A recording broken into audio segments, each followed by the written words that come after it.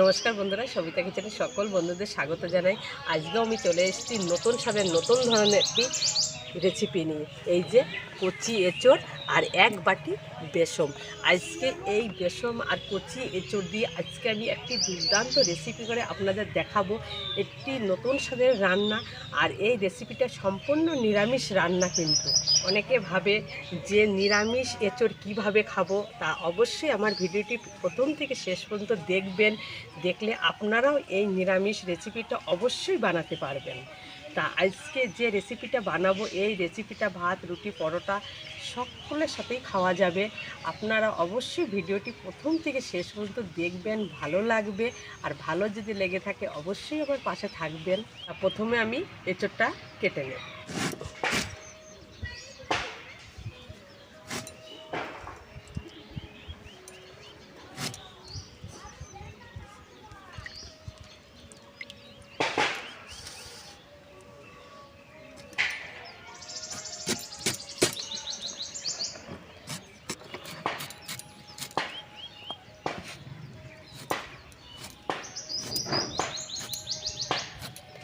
এঁচড়টাকে আমি এইভাবে কেটে নেব।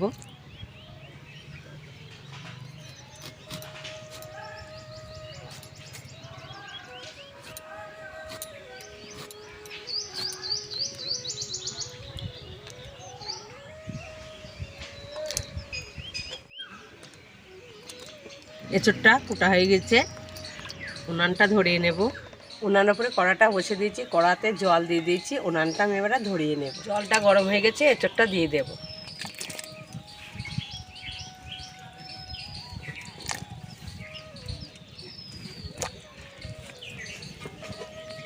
এঁচড়টাকে আমি সুন্দর করে সিদ্ধ করে নেব।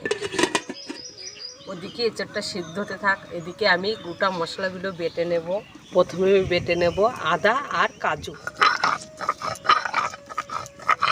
সুন্দর করে কাজু আর আদাটা বাটা হয়ে গেছে, আমি থালেতে তুলে নেব। শুকনো লঙ্কাটা বেটে নেব।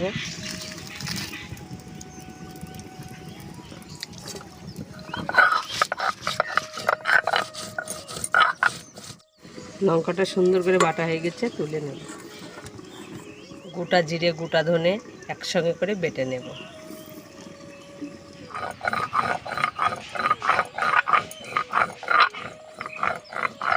সুন্দরভাবে গোটা জিরে, গোটা ধনেটা বাটা হয়ে গেছে, আমি তুলে নেব। এঁচড়টা দেখব সিদ্ধ হচ্ছে কিনা। এঁচড়টা পুরোপুরিভাবে সিদ্ধ হয়ে গেছে, আমি নামিয়ে নেব।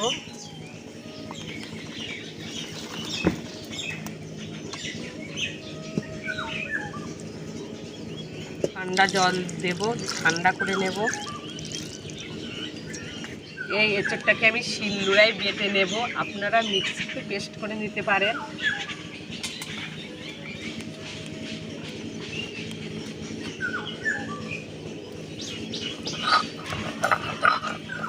এইভাবে বেটে নেব।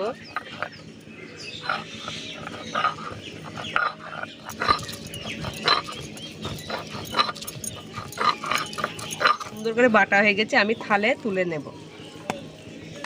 এই যে বেসম দিয়ে নতুন ধরনের এঁচড় রান্না, এই এঁচড় বাটার মধ্যে আমি বেসমটা দিয়ে দেব।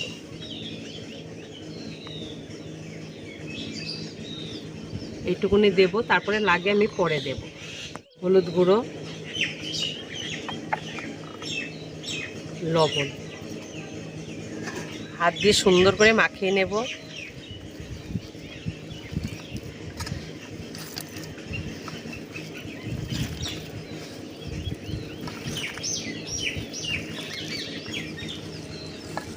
সুন্দর করে বেসম, এঁচড়, লবণ, হলুদ মাখানো হয়ে গেছে। এই যে আমি ধোকা তৈরি করবো এঁচড়ের, তার জন্য একটা থালা নিয়ে নিচ্ছি। এতে দিয়ে দেবো সাদা তেল। সাদা তেল দিয়ে হাত দিয়ে থালাটাকে মাখিয়ে নেব সুন্দর করে। এইটা থালের ওপর তুলে নেব।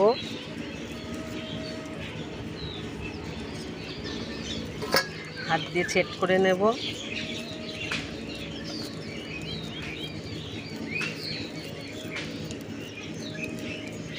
একটা স্ট্যান্ড নিয়ে নিয়েছি, আমার কাছে স্ট্যান্ড আছে, স্ট্যান্ড নিয়েছি। আপনাদের কাছে যদি বাটি থাকে বাটি নেবেন, যদি না থাকে স্ট্যান্ড কোনো অসুবিধা নেই। জল দিয়ে দিচ্ছি কড়াতে, আমি স্ট্যান্ডটা জলের ভেতরে বসিয়ে দেব। এইভাবে ধোকাটাকে ভাপিয়ে নেব। চাপা দিয়ে দেব, চাপাটা খুলে দেখব। দেখুন বন্ধুরা কত সুন্দর লাগছে। এটা কিন্তু হয়ে গেছে ভাপানো, নামিয়ে নেব।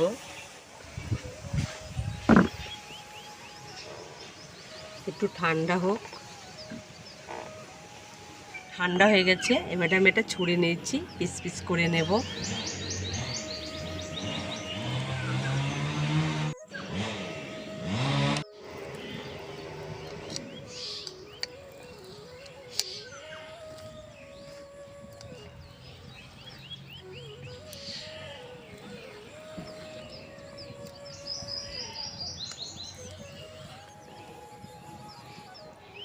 কত সুন্দর পিচ হয়েছে।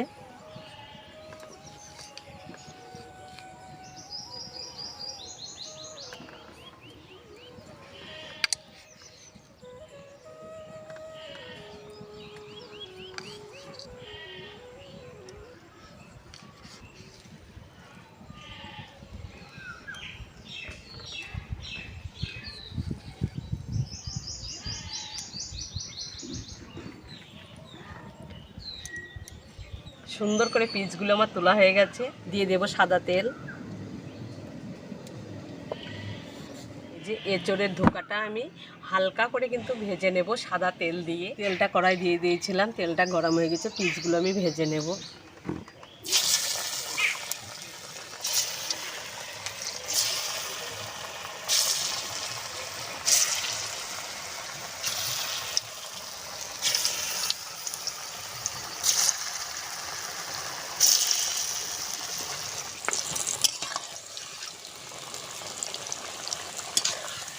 পিসগুলো আমার সুন্দর করে ভাজা হয়ে গেছে, আমি তুলে নেব।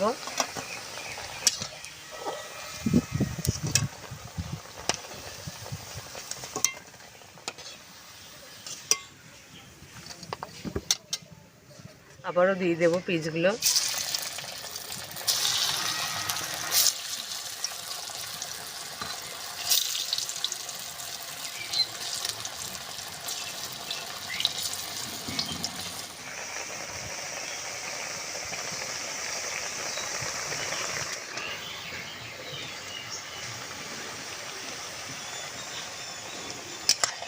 সুন্দর করে ভাজা হয়ে গেছে, আমি তুলে নেব।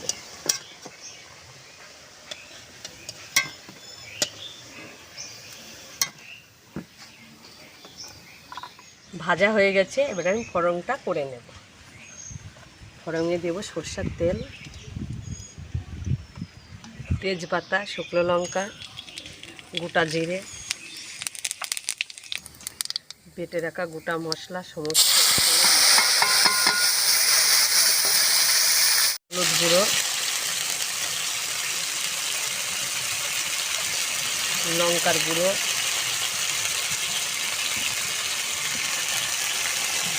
স্বাদ মতো লবণ, সুন্দর করে কষবো।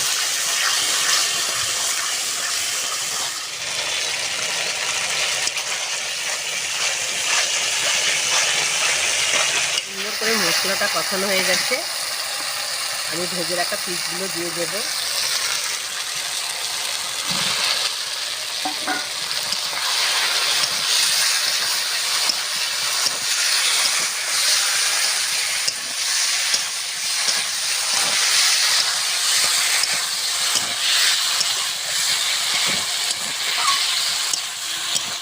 একটু জল দিয়ে দেবো, একটু অল্প করে।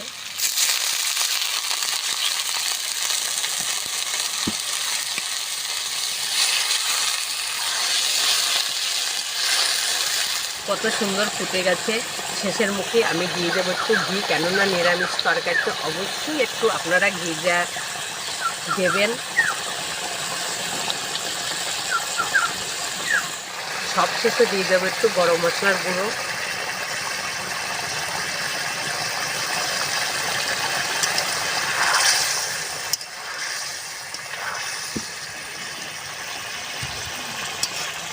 রান্নাটা পুরোপুরি কমপ্লিট হয়ে গেছে, আমি নামিয়ে নেব।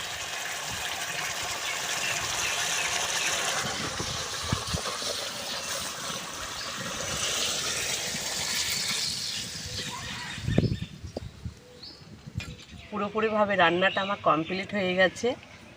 দেখুন বন্ধুরা, কত সুন্দর একটা কালার এসছে। আর কিন্তু এই রেসিপিটা খেতে কি বলবো আপনাদের সাথে, দারুণ লাগবে। আপনাদের কাছে আমার অনুরোধ রইল, আপনারা কিন্তু অবশ্যই এই রেসিপিটা একদিন করে খাবেন, দেখবেন এর কি স্বাদ। আজকের ভিডিওটি আমি এখানেই শেষ করছি। আপনাদের সাথে দেখা হবে নতুন একটা রেসিপির সাথে। ভালো থাকবেন, সুস্থ থাকবেন, আর সকলে কিন্তু সাবধানে থাকবেন।